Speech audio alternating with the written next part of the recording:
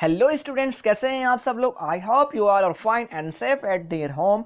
I am Tanveer sir from Adarsh Mission High School. तो students, today we are going to discuss about subject Hindi chapter 1 of आराधना।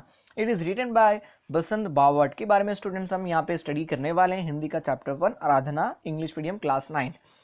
तो चलिए, श्री बसंत बावट एक ख्यात नाम कवि है, मतलब फेमस कवि है। उनका जन्म महाराष्ट्र के सतारा जिले के कराड नामक गांव में हुआ था। पुणे आपकी कर्मभूमि है। राष्ट्र सेवा दल में आप अग्रणी रहे हैं। व्यवसाय से प्रधानाध्यापक रहे हैं, मतलब वो जो थे उनका व्यवसाय जो था वो एक स्कूल के प्रिंसिपल थे। आपके काव्यों में राष्ट्रभक्ति, समाज जागरण एवं मानवीय संवेदनाएं व्यक्त हुई हैं। सेतु, बिजली, सकीना, आकरावी मतलब यहाँ पे 11वीं से है, दिशा, उसके बाद तेजसी उनकी आपकी रचनाएं हैं। प्रस्तुत प्रार्थना में सत्यम शिवम सुंदरम की भावना के साथ दीन दुखियों की रक्षा करना, मानवता की उपासना करना, भेदभावों को दूर करना, बैर भाव से मुक्त होकर विश्व बंधुत्व की स्थापना करना जैसे वैश्विक मूल्यों को हस्तांतरण करने की प्रेरणा देने वाली यह प्रार्थना मराठी से अनुदित है। तो स्टूडेंट्स, हम यहाँ पे चैप्टर की जो काव्य पंक्ति जो है, काव्य शुरू करने से स्टूडेंट्स पहले यहाँ पे हम क्या करते हैं, इसकी जो शब्द टिप्पणी जो है स्टूडेंट्स वो हम यहाँ पे पढ़ लेते हैं, यानी वर्ड मीनिंग। तो प्रार्थना, प्रार्थना का मतलब स्टूडेंट्स यहाँ पे होता है निवेदन करना, भक्ति अथवा तो श्रद्धा पूर्वक ईश्वर से मांगना। मांगल्य मतलब मंगलकारी, मतलब अच्छा काम कुछ करना। वो पढ़ते हैं ना, मांगल्य विष्णु, सेम उसी तरह। नित्य मतलब निरंतर, प्रतिदिन, हर रोज। आराधना मतलब यहाँ पे पूजा से है, वंदना से है। वेदना मतलब कष्ट, हमारी जो पीड़ा होती है वो उसे व्यथाएं बताना। परखना, स्टूडेंट्स हम कहते हैं ना, मैं तुझे परख रहा था, तेरे में टेस्ट ले रहा था, तुम सही हो या गलत, मतलब तुम मेरी हेल्प करते, तो उसी को कहते हैं यहाँ परखना। संवेदना मतलब अनुभूति, सहानुभूति अथवा तो आप कह सकते हो यहाँ पे हमदर्दी। दुर्बल मतलब कमजोर, ठीक है, वीक। साधना मीन्स उपासना, आराधना करना, पूजा करना। यहाँ पे अंतरंग, अंतरंग मीन्स शरीर के भीतरी अंग, जैसे मन और मस्तक हमारा शरीर का ये क्या है, अंतरंग यानी इनर यहाँ पे अंग है। उसके बाद आस मतलब आशा से, भरोसा से, सहारा से और कामना से। मानवता मतलब जिसका होता है मनुष्यता, मतलब कहते हैं एक मानवता होनी चाहिए हमारे अंदर, वो। आसना मतलब आराधना और उपासना भी कह सकते हैं, भक्ति भी आप कह सकते हैं, पूजा भी कह सकते हैं। धैर्य मतलब धीरता, धीरज रखना, सब्र करना, ठीक है। उसके बाद अभ्यर्थना मतलब अनुरोध, विनंती अथवा तो कह सकते हो प्रार्थना करना, अभ्यर्थना, ठीक है, इसका मतलब अनुरोध, विनंती। अस्त मतलब ओझल, ओझल मतलब हो जाना, सीधा मतलब खत्म हो जाना, अंत हो जाना, नाश हो जाना, समाप्त हो जाना, ये सब चीज।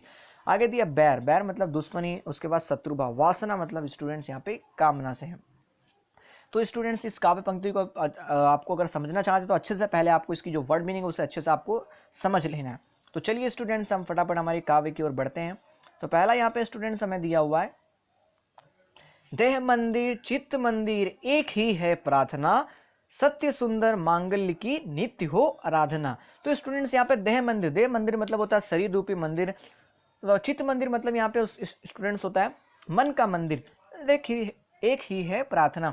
तो कवि कहते हैं कि मेरी यही प्रार्थना है कि शरीर और मन से सत्य, शिव और सुंदर की आराधना हो, मतलब पूजा हो, और लोग जो है वो सच्चाई के मार्ग पर चलें। सत्य सुंदर मांगल्य की नित्य हो आराधना, मतलब लोग जो है वो सच्चाई के मार्ग पर चले और उनके मन में सुंदरता के विचार आए और सब एक दूसरे की हित की बात सोचें। नित्य हो आराधना मतलब प्रतिदिन ऐसी पूजा होनी चाहिए।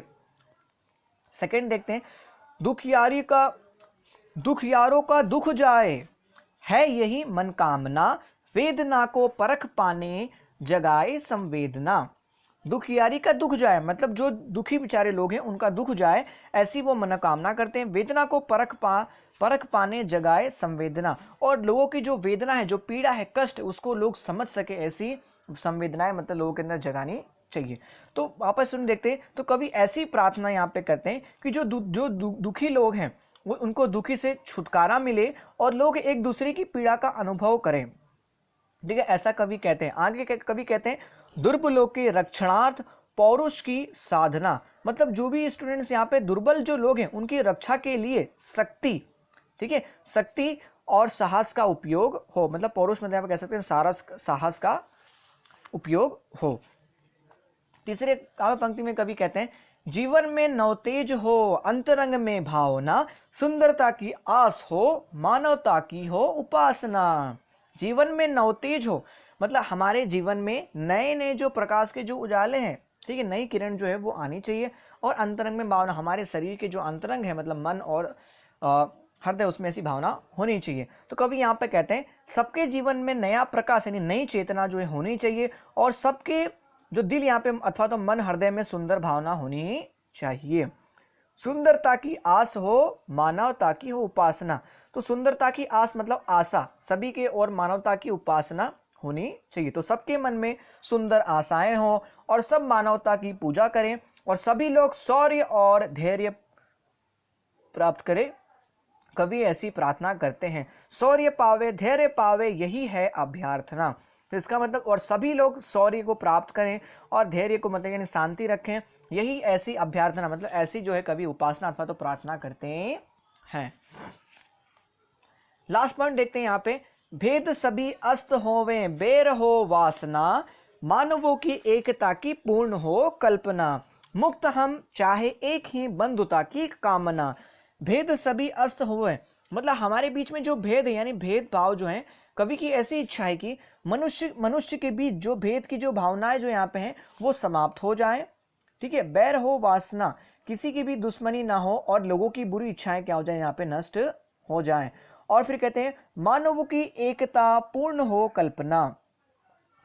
कवि मनुष्य एकता का यहाँ पे मतलब यहाँ पे कवि कहते हैं सभी मनुष्य एकता का अनुभव करें, और मुक्त हम चाहे एक ही बंधुता की कामना। और कवि कहते हैं हम स्वतंत्रता और बंधुत्व की कामना करते हैं।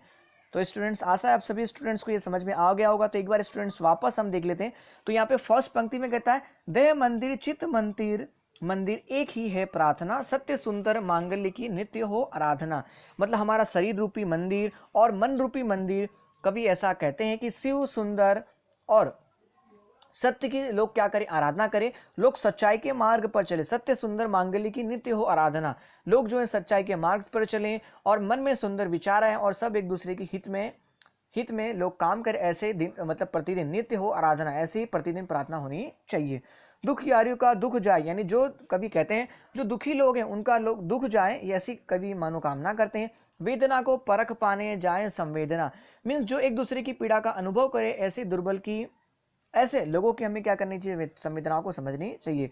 दुर्बलों के रक्षणार्थ पौरुष की साधना, मीन्स जो भी दुर्बल लोग हैं उनकी रक्षा के लिए हमें शक्ति और साहस का उपयोग करना चाहिए। जीवन में नवतेज हो अंतरंग में भावना, सुंदरता की आस हो मानवता की हो उपासना। जीवन में नवतेज हो यानी कवि कहते हैं सबके जीवन में एक नया प्रकाश हो, नई चेतना हो और सबके हृदय में सुंदरता की भावना जगे, सबके मन में सुंदर आशाएं हो और सब मानवता की पूजा करें।